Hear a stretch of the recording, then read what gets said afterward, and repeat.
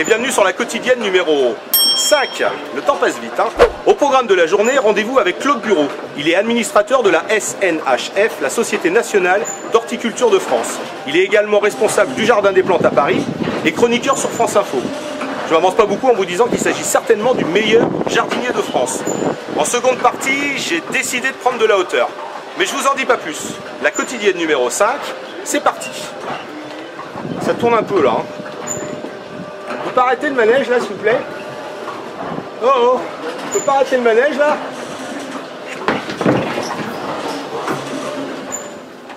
La différence qu'il y a entre le jardinage bio et le jardinage raisonné, c'est que, bon, vous avez un peu de fièvre, vous prenez quelques tisanes et la fièvre tombe. Vous êtes content et vous n'avez plus aucun produit.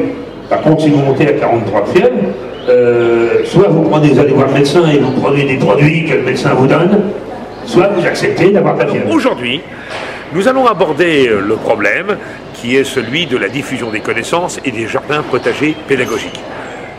C'est la mode. On voulait faire redécouvrir aux jeunes, aux enfants des écoles et aux maternelles surtout, et aux primaires, et ben la notion du goût, la notion du temps, la notion de la saisonnalité. Nous avons tenté de faire redécouvrir à ces jeunes des milieux urbains ce qu'est un légume, comment qu'il poussait, que c'était un légume racine, un légume feuille, un légume fleur, qu'est-ce que c'était qu'une graine, qu'est-ce que c'était qu'une saison.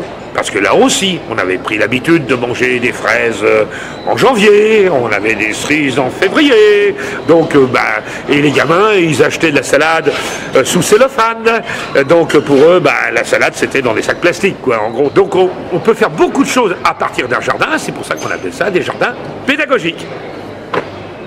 T'es heureux? Superbe. T'es bon.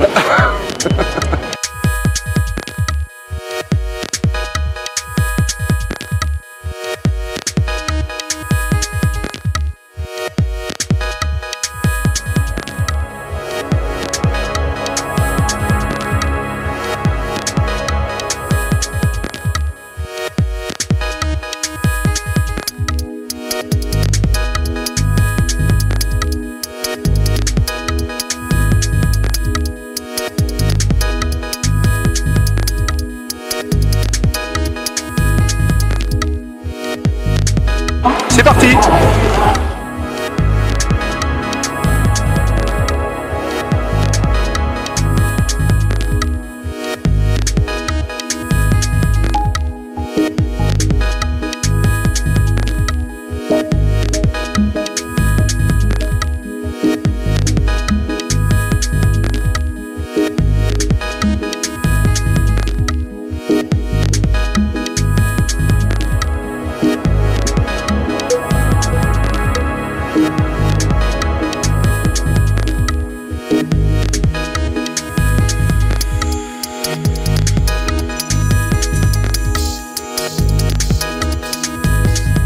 Donc je suis le major Jean-Pierre Olitro, je travaille au CESP Niort et je vous ai présenté une échelle semi-automatique du CES Partenay qui monte à 25 mètres de hauteur.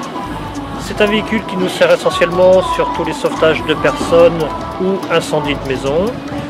Et on est ici dans le cadre de la foire du 1er au 9 mai 2010 sur lequel on tient un stand pour essentiellement recruter des sapeurs-pompiers volontaires.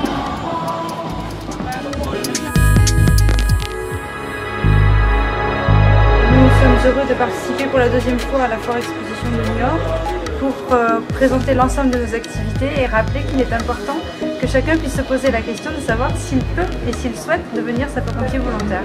Notre prochain recrutement est le 18 septembre et nous espérons voir notre nombre de candidats accru.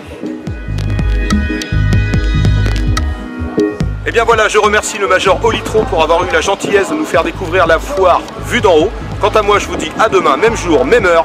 Bye bye.